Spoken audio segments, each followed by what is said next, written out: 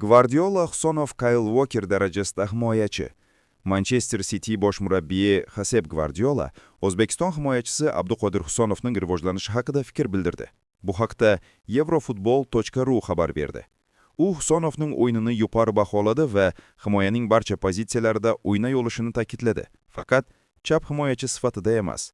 Gvardiola aytishicha, Husanov oldinga ko'p hujum tashabbuslari bilan chiqadigan futbolchi emas, ammo o'z pozitsiyasida juda ishonchli va barqaror o'yin ko'rsatadi.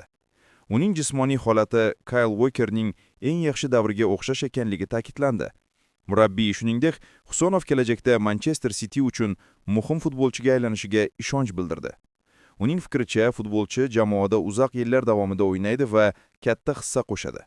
Manchester City jamoasi Husanovni yanvar oyida 40 million yevroga sotib olgan. Joriy mavsumda u barcha musobaqalarda 5 ta o'yinda maydonga tushgan, ammo hali golli uzatma yoki golga mualliflik qilmagan. Husanovning jamoaga qo'shilishi jamoaning himoya chizig'ini yanada mustahkamlashga xizmat qiladi. Uning o'sishi va tajribasi kelajakda jamoaning muvaffaqiyatiga katta hissa qo'shishi kutilmoqda.